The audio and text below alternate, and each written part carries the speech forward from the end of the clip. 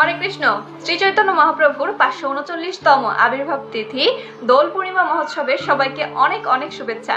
Happy Holi. আচ্ছা, এই একটা দিনকে গৌর পূর্ণিমা, দোল পূর্ণিমা, হোলি উৎসব এতগুলো নামে কেন ডাকা হয়? আসুন আজ জেনে নেওয়া যাক যে এই একটি উৎসবের এত নাম কেন। তো সর্বপ্রথম যেটা আমরা বলবো সেটা হচ্ছে কেন এই দিনটিকে গৌর পূর্ণিমা বলা হয়। কারণ আজকের এই দিনে কলির অধঃপতিত জীবদেরকে উদ্ধার করার জন্য, তাদের প্রতি করুণা করার জন্য পরম করুণাময় ভগবান শ্রী চৈতন্য মহাপ্রভু এই ধরাধামে অবতীর্ণ হয়েছিলেন। শ্রী মায়াপুর নবদ্বীপ ধামে জীবেরও লাগিয়া বিলাইলেন প্রভু, প্রতি ঘরে ঘরে গিয়ে কলিযুগের যুগ ধর্ম হরিনাম সংকীর্তন শিখাইলেন আচরণ করে।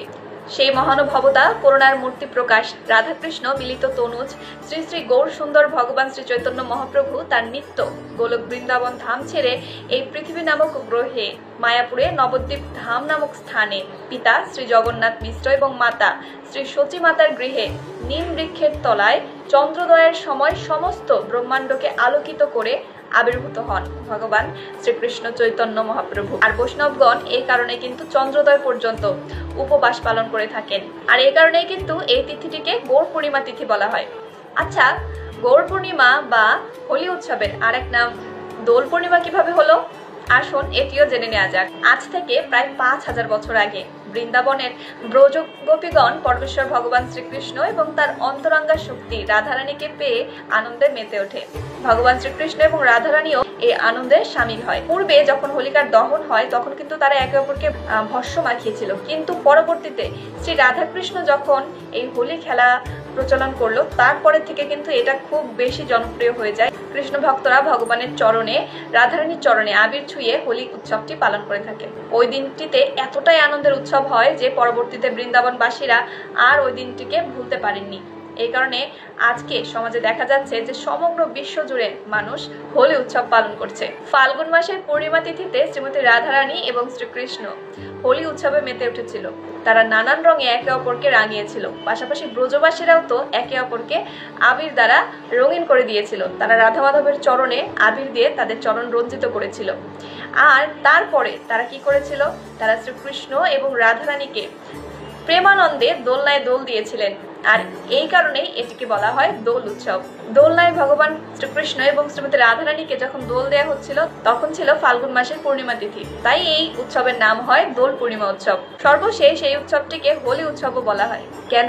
চলুন জেনে নেওয়া যাক। হোলি নামটা এসেছে হোলিকার থেকে। হোলিকাকে এক অত্যাচারী রাজা হিরণ্যকশিপু, তাকে তো আপনারা নিশ্চয়ই সবাই চেনেন।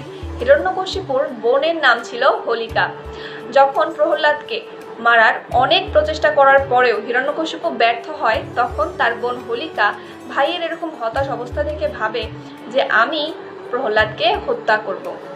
সে রাজার কাছে গিয়ে বলে যে আমি প্রহ্লাদকে হত্যা করতে পারবো, তাকে আমার সাথে এক অগ্নিকুণ্ডে বসিয়ে দিন। আমার কাছে আছে এক বরপ্রাপ্ত চাদর, যে চাদরের মাধ্যমে অগ্নি আমাকে নাশ করতে পারবে না। তো সেই চাদর আমি মুড়িয়ে বসবো, কিন্তু প্রহ্লাদ আগুনে পুড়ে ছাই হয়ে যাবে।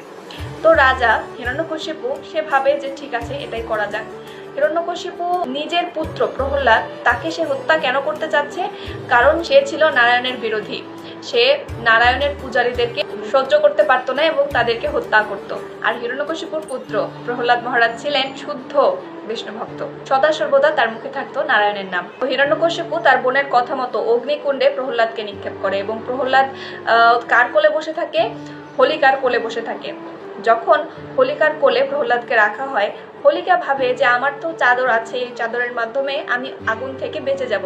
কিন্তু প্রভু শ্রী নারায়ণ, ভগবান নারায়ণ কিন্তু প্রহ্লাদকে রক্ষা করে। কিভাবে? প্রহ্লাদ ওই অগ্নিকুণ্ডে বসেও নারায়ণ নারায়ণ বলে ভগবানকে ডাকতে থাকে এবং ভগবান বিষ্ণু তিনি কি করেন? তিনি বায়ু শক্তির প্রয়োগ করে হোলিকার গায়ের থেকে চাদর প্রহ্লাদ মহারাজের গায়ে দিয়ে দেন। এর ফলে কি হয়? প্রহ্লাদ মহারাজ বসে সেখানে দিব্য হরিনাম করতে থাকেন, কিন্তু হোলিকা পুড়ে ছাই হয়ে যায়, ভস্ম হয়ে যায়। আর এভাবেই অশুভ শক্তি হোলিকার বিনাশ হয়। এই অত্যাচারী রাজার বোন অত্যাচারী হোলিকার দহন হতে দেখে অশুভ শক্তির ওপরে শুভ শক্তির জয়ের আনন্দে গ্রামবাসীরা আনন্দে মেতে ওঠে। সেই ভস্ম দ্বারাই তারা হোলি খেলে এবং এর পরের থেকেই অশুভ শক্তির ওপরে শুভ শক্তির জয়ের প্রতীক হিসেবে দোল খেলার প্রথা চলে আসছে। এই পুরো মাস জুড়ে বৃন্দাবনে হোলি উৎসব পালন করা হবে। সবাইকে হোলি উৎসবের অনেক অনেক শুভেচ্ছা। সবাই রাধা কৃষ্ণের কৃপা লাভ করুন, সবার উপরে রাধা মাধবের কৃপা বজায় থাকুক। হরে কৃষ্ণ, রাধে রাধে।